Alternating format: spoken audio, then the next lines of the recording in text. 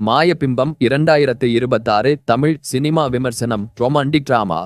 100 கோடி ரூபாய் சம்பளம் வாங்கும் பெரிய ஹீரோ நடிக்க, பிரம்மாண்டமான இயக்குனர் இயக்க, பெரிய கம்பெனி தயாரிப்பாக வரும் பல படங்கள் ரிலீஸ் ஆவதற்கு முன் ரசிகர்களிடையே ஆர்வத்தையும் எதிர்பார்ப்பையும் தூண்டிவிட்டு பின் ரிலீஸ் ஆன பின் தப்பா ஆவதுண்டு. முற்றிலும் புதுமுகங்கள் நடிக்க அறிமுக இயக்குனர் இயக்கும் படங்கள் சத்தம் இல்லாமல் வெளிவந்து நம் புருவங்களை ஆச்சரியத்தில் உயர்த்த வைப்பதுண்டு.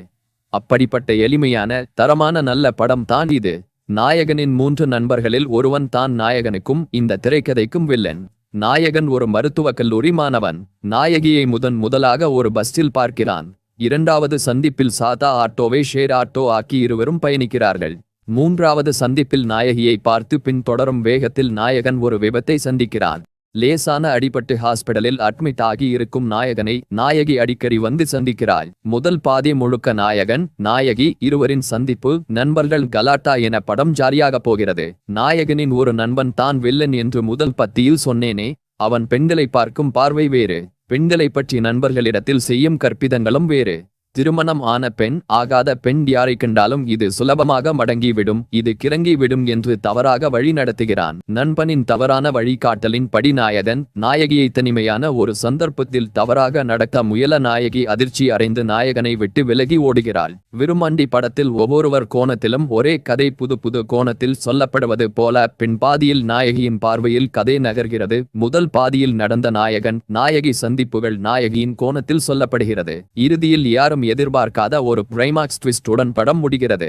நாயகன் ஆக புதுமுகம் ஆகாஷ் நாகராஜன் இயல்பான அமைதியான நடிப்பில் மனம் கவர்கிறார். பின் பாதியில் நாயகியின் டைரியை படித்து குற்ற உணர்ச்சியில் குமுறும்போது முகத்தில் உணர்வுகளை நன்கு வெளிப்படுத்துகிறார். நாயகி ஆக வரும் புதுமுகம் ஜானகி சீனிவாசன். கல்லுக்குள் ஈரம். அருணா போல் முகசாயல். நந்திதாதாஸ், அர்ச்சனா போல் திராவிட நிறம். கண்களாலேயே கதை சொல்கிறார். இவருக்கும் வசனங்கள் குறைவு, ஆனால் நடிப்பு மிக பாண்டம். வில்லன் ஆக, அதாவது நாயகனின் நண்பர்களில் ஒருவராக ஹரி நடித்திருக்கிறார். கவனிக்க வைக்கும் நடிப்பு. நாயகனின் பெற்றோர், நாயகியின் அம்மா, நண்பர்கள் என அனைவரின் நடிப்பும் அருமை. புது முகங்கள் போலவே தெரியவில்லை. ஒளிப்பதிவு எட்வின். கச்சிதமான கேமரா கோணங்கள். நாயகியை க்ளோஸ்அப்பில் காட்டும் போது ரசனை. எடிட்டர் வினோத்தின் எடிட்டிங்கில் படம் 135 நிமிடங்கள் ஓடுகிறது. பின் பாதியில் கொஞ்சம் மெதுவான திரைக்கதை. இசை நந்தா. ஒரு பாடல் செம ஹிட் ஆகி இருக்கிறது. பின்னணி இசையும் கச்சிதம். கதை, திரைக்கதை, இயக்கம், தயாரிப்பு என அனைத்தும் கே.ஜே. சுரேந்திரன். கதை நடக்கும் காலகட்டம் 2005 என்பதால் ஆடை வடிவமைப்பு, ஹேர் ஸ்டைல், உடல் மொழி என அனைத்திலும் காட்டிய கவனம். நாயகி நாயகன் உட்பட புதுமுதல் அத்தனை பேரின் யதார்த்தமான நடிப்பு. யாரும் எதிர்பார்க்காத பிரமாதமான கிளைமாக்ஸ். பல வசனங்கள் ஜாலியாக கிண்டலாக ரசிக்கும்படி இருந்தாலும் அனைத்துமே பெண்களை கிண்டல் செய்யும், குறைத்து மதிப்பிடும் வசனங்களே. திரைக்கதையில் சில நெருடல்கள். என்னதான் ஒரு ஆள் தூண்டி விட்டாலும் நாயகன் நாயகியிடம் ஸ்டெப் பை ஸ்டெப் ஆக முன்னேறாமல் ஐ லவ் யூ கூட சொல்லாமல் திடீர் என அணைப்பது நம்ப முடியவில்லை. 2 நாயகனின் நண்பன் ஆக வரும் வில்லன் ஏதோ ஒரு பெண்ணிடம் செமையாக மாத்து வாங்குவது போல் ஒரு சீன் வைத்து இருக்க வேண்டும்.